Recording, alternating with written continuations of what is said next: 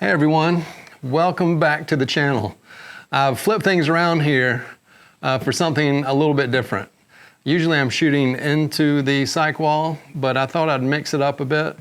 Speaking of mix it up, kind of a theme here. We're going to be talking about video and a new camera, the Canon R5.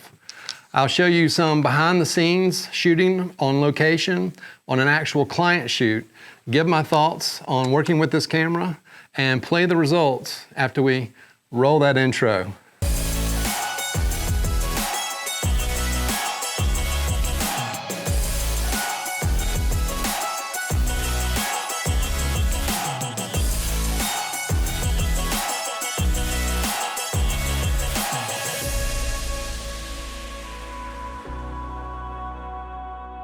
So we rolled out to the woods for this shoot with my client, who is a camouflage outdoor apparel company.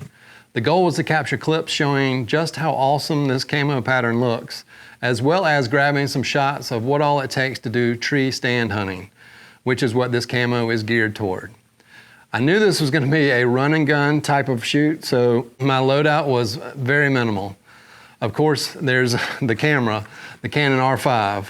Along with the R5, I packed the DJI Ronin S in case I felt like I might need to smooth out some shots. But to be honest, this thing never left the case. The IBIS inside the camera embodies stabilization, and the stabilization inside the lens, this combo, it really does a job. So I didn't even need that for what we were looking to accomplish. Also, I knew that we were going to need some drone images. We turned out to be about 3. I had my MAVIC 2 Pro. And for ambient sound, which I knew we would need on these drone shots and over most of the rest of the piece where we weren't planning on using audio, this Tascam recorder was in my kit to cover that. And just a quick note, I do have a music subscription for my video work and this channel, but this thing is a beast and it's not very expensive. I'll link it below, but you can hear the ambient sounds overlaid over pretty much all of the forest scenes in this piece. So let's cut to this R5 and my experience working with it. Let me preface that this is just my experience, and my main goal of the day wasn't to test this camera out. But it was to deliver a video product for my client.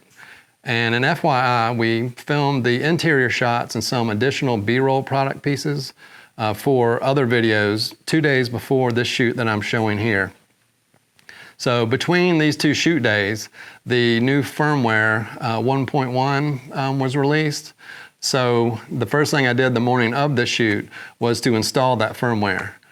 I've only got one of these cameras, and one of my main concerns, especially shooting outdoors, was the potential for overheating, because I was definitely planning to film at 60 and 120 frames per second. And I knew it, meaning the weather, was going to be hot.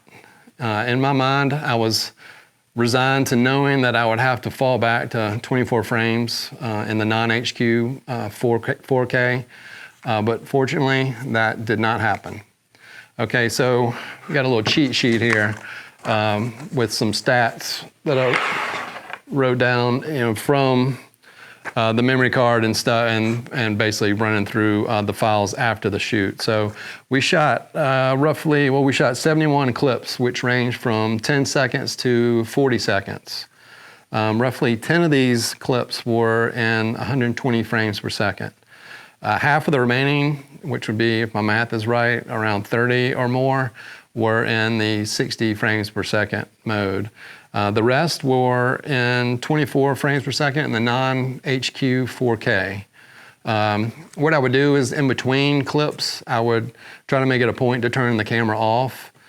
So, the potential for overheating, that would hopefully play a part in minimizing the overheating timer that is in this camera. So that's basically, I would take a shot, and if I wasn't getting ready to re-roll another shot, I would turn the camera off and then reset for whatever the next shot was going to be. During the day, I also switched it to the stills mode, and I shot probably around 50 stills during the day. Super easy to do. After all that, we worked for roughly 3 hours straight, and this guy still had a quarter, it was still showing around a quarter left of the battery. So I didn't even, 71 video clips in all different frame rates, 50 stills, and this guy still had a quarter battery left. So I didn't have to change the battery, and that was very surprising. My last shot was in 120 frames per second, and the timer on when you switch into that mode, it'll show you a timer of how much time it's estimating you have to shoot in that mode. And it was showing 1.5 minutes. So it was starting to warm up at that point. But there was still, saying that, there was no overheat warning. The camera did not overheat at all. And it was hot that day. It was, I think by the time we finished, it was probably above 90 degrees Fahrenheit. So, pretty impressive. And I guess as far as shooting with this camera, I mainly use this lens here, the 24 to 105 f4. I believe I got a couple shots with the 70 to 200 2.8, but mostly this was my workhorse for the day. So overall, how did it perform? For me, it was fantastic.